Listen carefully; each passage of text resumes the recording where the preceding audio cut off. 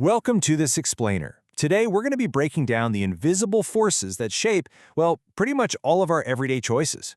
If you've ever felt like your decisions were completely 100% your own, we're about to pull back the curtain and look at how society actually has a massive hand in them.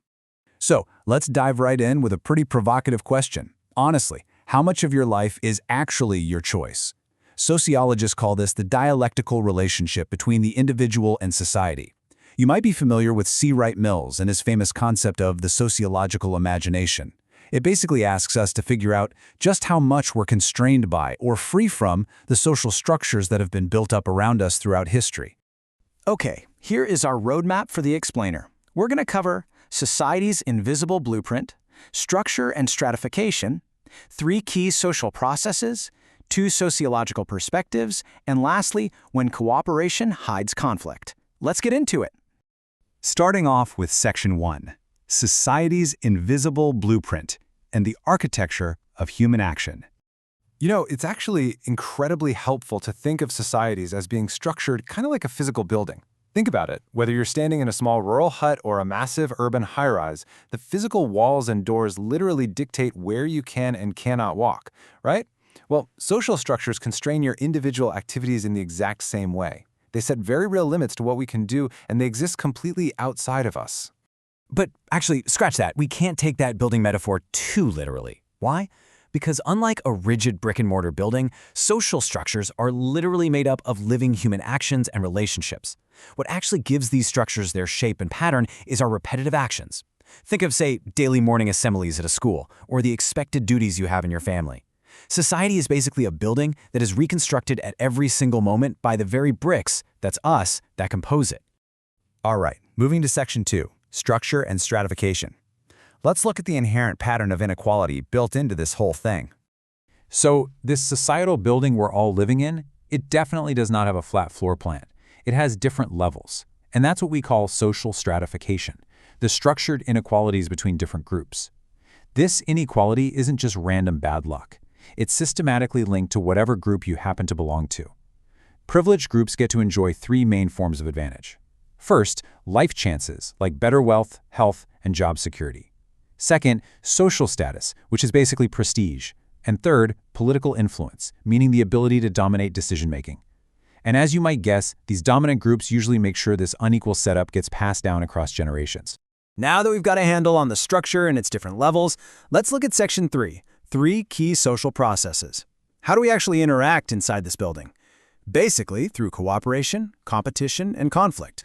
You often hear people say humans compete just because it's our intrinsic nature. It's just how we're wired. Well, sociology completely rejects that common sense explanation. Instead, it explains competition through social structure. The resources and opportunities you have to compete, whether you're playing on a basketball court, sitting in a classroom, or fighting for a promotion in the job market, those are heavily determined by where you started on that social stratification ladder we just talked about. And right alongside competition, we see serious conflict. Take a protest rally, for example. Conflict here isn't just a basic psychological disagreement between people.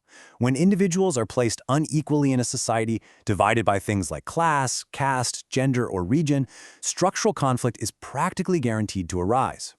Dominant groups might try to keep order through cultural norms or even coercion, which inevitably forces disadvantaged groups to push back. So, how do the experts formally interpret all these complex interactions? Let's check out Section 4, 2 sociological perspectives, and read this blueprint through 2 very different lenses. First up is the functionalist perspective, which is heavily associated with Emil Durkheim. Durkheim basically viewed society almost like a living, breathing organism that actually has primacy over the individual. He was super focused on what he called the system requirements of society, the necessary things needed to keep the whole organism alive, like socializing new members. From this viewpoint, cooperation and solidarity act as a moral force to neutralize the brutal struggle for survival. And conflict? That's just seen as a temporary glitch that eventually gets resolved to help the whole system keep functioning smoothly. On the flip side, we have the conflict perspective, usually associated with Karl Marx. Now, Marx absolutely agreed that humans cooperate to meet their basic needs. But he pointed out that in societies that produce a surplus, whether that's feudal or capitalist, cooperation isn't just about survival. The dominant class actually appropriates that surplus. So think about a factory owner and a worker. They might cooperate on a daily basis to get the job done, but there is a fundamental conflict of interest defining their entire relationship. From this angle, everyday cooperation in an unequal society inherently involves hidden conflict. And that perfectly sets up our fifth and final section, when cooperation hides conflict. It's kind of like a sociological Trojan horse. To really grasp the difference between forced and voluntary cooperation, let's look at a deeply sensitive real-world issue: women's right to property in their natal families. Very often, cultural norms make sure a specific social order persists, even when it heavily disadvantages one specific group. In this scenario, women might appear to be fully cooperating with the norm of male inheritance. But we have to stop and ask, is this cooperation truly voluntary, or is it being enforced by the broader social structure? When you actually talk to women about this, they often speak about property rights through the lens of a daughter's love for her family. But ultimately, the overwhelming theme is apprehension. They fear that claiming their full, rightful share would just completely sour relations with their brothers. And there's actually a really powerful cultural phrase for this. A woman demanding her share is frequently labeled a greedy shrew, or a haq lenewali. So, to avoid that terrible label and make sure they still have a familial safety net during a crisis, a lot of women just quietly refuse their property share. So what's actually going on here? We're witnessing a situation where what looks like cooperative behavior is actually the product of deep, underlying conflicts in society. Because these conflicts aren't being expressed out in the open, it creates this perfect illusion of peaceful cooperation. The functionalist view calls this accommodation, basically compromising and coexisting despite underlying conflict.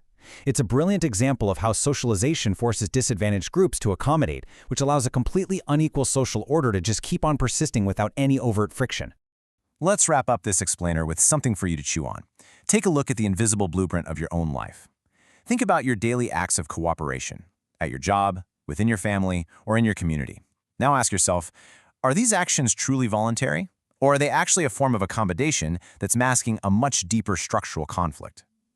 Once you start examining your life through these sociological lenses, the invisible forces shaping our world suddenly become, well, strikingly visible. Thanks so much for joining me on this one, and keep questioning the structures around you.